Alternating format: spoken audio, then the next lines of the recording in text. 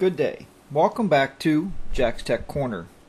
This is another video tutorial of Photoshop Elements 6.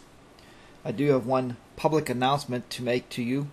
On my website, if you go to jackstechcorner.com, I now included a PayPal donation link at the very top of the website. You'll see it. It's very clear.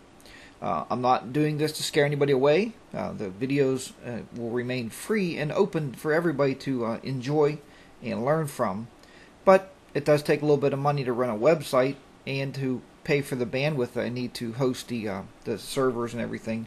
So that's why I'm kind of looking for the donations, just to kind of help out with that and maintenance costs of software.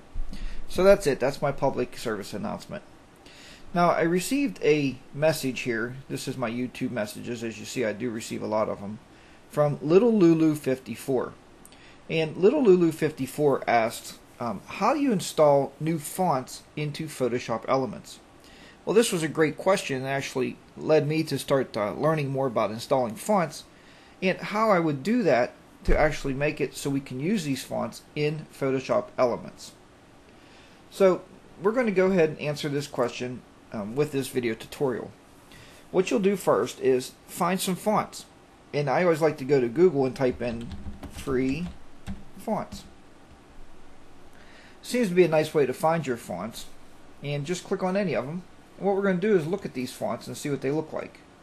There's Battlefield, Battle Lines, Beauty School Dropout. I thought this font here would be kind of fun to use. This Beat Noir. So what we're going to do here is look at the download links. There's a Mac fonts and there's a Windows fonts. Now I'm going to be concentrating today on Windows, how to install fonts in Windows. And then if you ask, send me some comments or messages or email me, one of the three ways. And if I get enough people asking, we'll go ahead and show you how to install the Mac fonts. So today let's go ahead and install the Windows fonts. First we want to download a file. Now if you never download a file, just simply click on download the font. We're going to save it to a file. Click OK. Now in here, this is actually my D drive, but you may have a C drive, wherever you want to keep this stuff at. And I created a folder called download, and then I created a folder in here called fonts.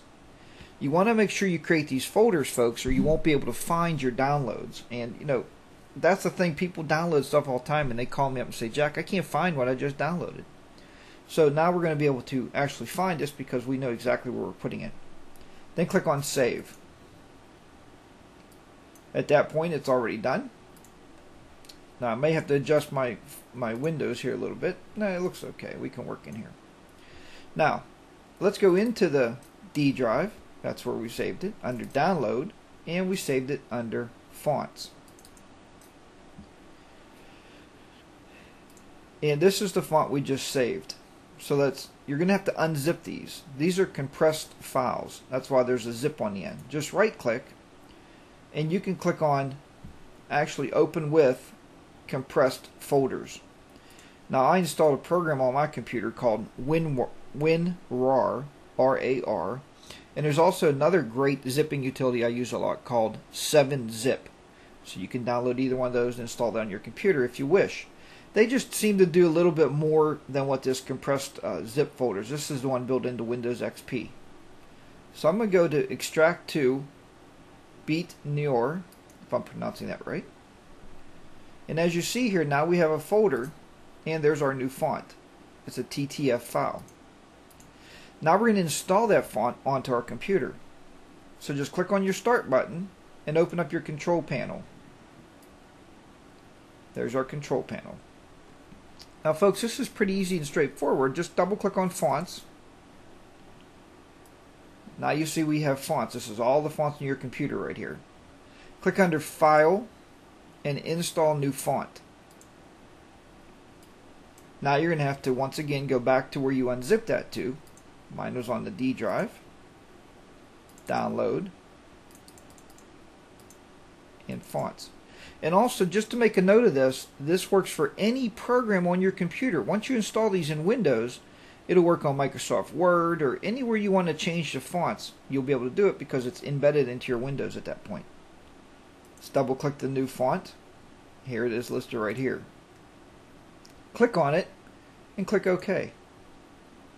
There you go, the font's now installed. Close out of your fonts. We can close out of this download folder. We no longer need that.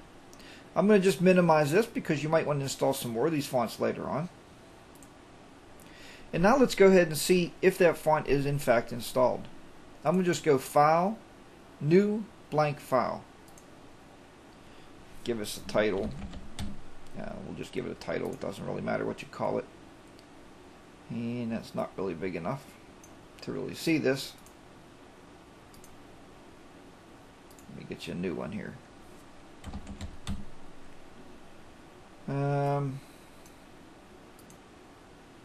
Sometimes it's easier to work with pixels. 800 by 600 should be, there we go, that's big enough. Now let's go ahead and we're going to try to put some text on here with our new fonts.